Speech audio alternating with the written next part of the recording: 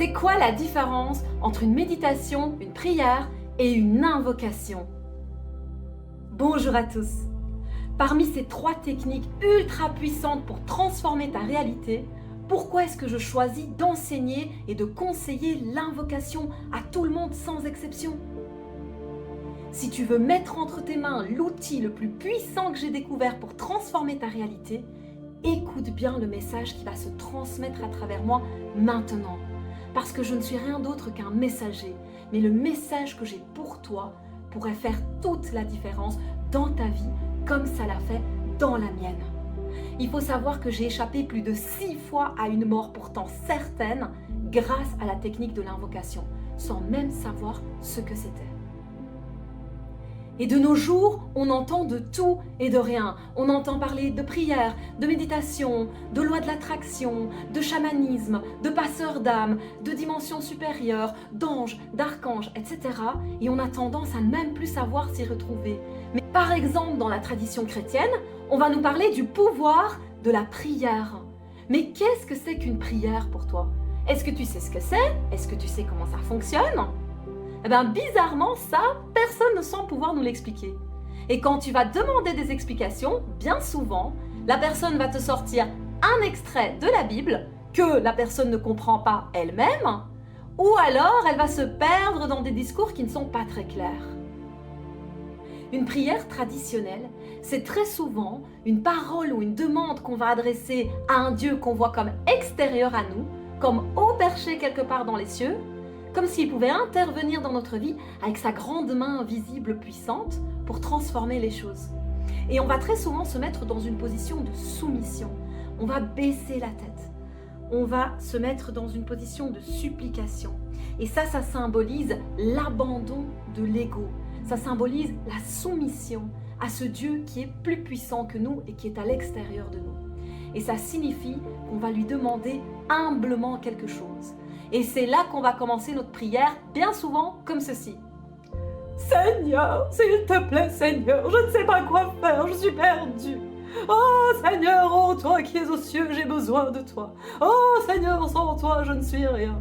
Oh s'il te plaît, Seigneur, fais ceci pour moi, fais cela pour moi, je t'en supplie, Seigneur, interviens dans ma vie. Ça vous parle, ça? Je suis sûre que ça te parle et je suis sûre que tu connais quelqu'un qui prie de cette façon-là. Mais c'est quoi le problème là-dedans? C'est qu'on part d'un sentiment de peur, d'un sentiment de non-pouvoir, d'un sentiment de résistance. On part de sentiments négatifs et on veut que quelqu'un d'extérieur à nous vienne arranger nos problèmes qu'on n'arrive pas à gérer. Et dans ces conditions-là, comment veut-on qu'un Dieu qui est supposé être amour, qui est supposé être joie, qui est supposé être tout-puissant et qui est supposé être absolument omniprésent et immortel, puisse intervenir positivement dans notre vie, alors que nous-mêmes, on est en position de victime, noyés dans notre négativité. Maintenant, vous comprenez pourquoi les prières traditionnelles, bien souvent, ne fonctionnent pas. Et quand ça ne fonctionne pas, qu'est-ce qu'on va se dire? Ou bien, ah, mais c'est que ce n'était pas la volonté de Dieu. Ah, mais c'est que ça ne devait pas se faire. Il va falloir l'accepter. Ça, c'est une option, c'est la résignation. Ou alors, ce qu'on va faire, on va se rebeller. Oh, mais moi, j'ai prié, j'ai appelé Dieu, et Dieu n'est pas intervenu. Je suis fâché contre Dieu. De toute façon, ça n'existe pas. J'en étais sûre, etc., etc. Et on va entrer dans le conflit. Autant d'énergie, à nouveau, qui ne sont pas les meilleures pour commencer à nous attirer les choses que l'on veut. Et ça ne veut pas dire que la prière ne peut pas fonctionner et qu'elle n'est pas efficace comme technique. Ça veut dire qu'il y a une façon de faire la prière pour qu'elle puisse être efficace dans ta vie. Et c'est ça que vous allez découvrir dans quelques minutes parce que je vais l'expliquer. Mais d'abord, je voudrais qu'on parle de la méditation. La méditation, tout le monde en parle, beaucoup l'enseignent, beaucoup la pratiquent. Mais encore aujourd'hui, très peu de personnes ont un haut niveau dans la pratique de la méditation.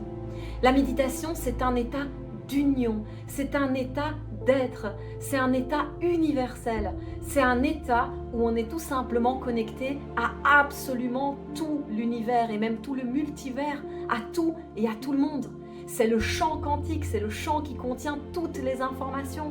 La méditation, c'est l'état divin, c'est l'état de Dieu en personne, incarné en nous. Mais aujourd'hui, il y a très peu de gens qui arrivent à atteindre par l'expérience cet état méditatif qu'on appelle le silence universel. Et si vous ne me croyez pas, essayez donc. Essayez de vous asseoir, essayez de vous détendre et essayez d'arrêter totalement le flot de vos pensées. Ne pensez plus à rien. Essayez de vous détacher complètement de vos pensées, de vous sentir complètement non identifié à elles. Et vous allez vous rendre compte que c'est beaucoup plus difficile que ce que ça le paraît. Et moi-même, j'ai mis des mois et des mois et des mois de pratique méditative avant d'arriver pour la première fois à entrer dans ce silence universel et cet état d'union. Et après ça, certes, il y a plein de choses qui se débloquent et c'est l'outil vraiment le plus puissant pour l'élévation spirituelle, pour atteindre les dimensions supérieures de la vie et pour transformer quoi que ce soit. Mais le problème, c'est que très peu d'humains encore aujourd'hui se donnent les moyens d'y arriver. Parce que les humains ont peur de s'armer de patience, de persévérance. Ils ne vont pas se donner le temps de le faire. Et malheureusement, souvent, quand on fait des mois et des mois de pratique sans arriver à rien, on se décourage, on baisse les bras et on arrête la pratique. C'est pour ça que moi, je décide de ne pas enseigner la méditation. En premier lieu, j'enseigne l'invocation. Et vous allez comprendre pourquoi maintenant. Et donc, voyons maintenant comment fonctionne une invocation. Une invocation, c'est pas une prière ordinaire, c'est pas une supplication à un être qui est extérieur à nous. Et ce n'est pas non plus un état d'union méditative. C'est quelque chose de totalement différent. Une invocation, c'est réveiller un pouvoir qui est en nous et qui n'a jamais été séparé de nous et fermement déclarer que nous avons en nous les capacités pour transformer notre réalité. Et à ce moment-là, on débloque un pouvoir qui est déjà là et on ouvre l'accès dans toutes les dimensions à une aide universelle qui peut parvenir dans notre vie, notamment de la part de tous les innombrables êtres bienveillants qui se trouvent dans toutes les autres dimensions du multivers, alliés bien sûr au pouvoir de notre propre âme, de notre propre être intérieur qui est un avec tout l'univers, qui est un avec le divin. L'invocation fait appel à la loi de l'attraction, à la loi de l'aide universelle et à la loi du libre arbitre en même temps. Et ces lois nous disent qu'on attire les choses qui vibrent sur la même fréquence que nous, et ces fréquences vibratoires dépendent bien sûr de nos pensées, de nos croyances et des émotions que l'on dégage, que l'on a droit à n'importe quel moment à une aide qui est tout à fait gratuite et qui est accessible à tous, et qu'à chaque instant de notre vie, on a le choix parmi une infinité de possibilités et ce sont ces choix-là qui vont déterminer le genre de karma qu'on va se manifester dans notre vie.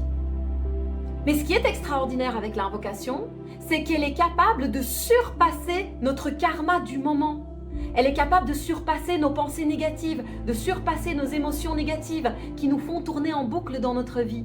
Et elle va aller avec une puissance qui est supérieure à toute cette négativité, retourner les situations négatives dans notre vie et faire en sorte que ça se transforme en quelque chose de beaucoup plus positif.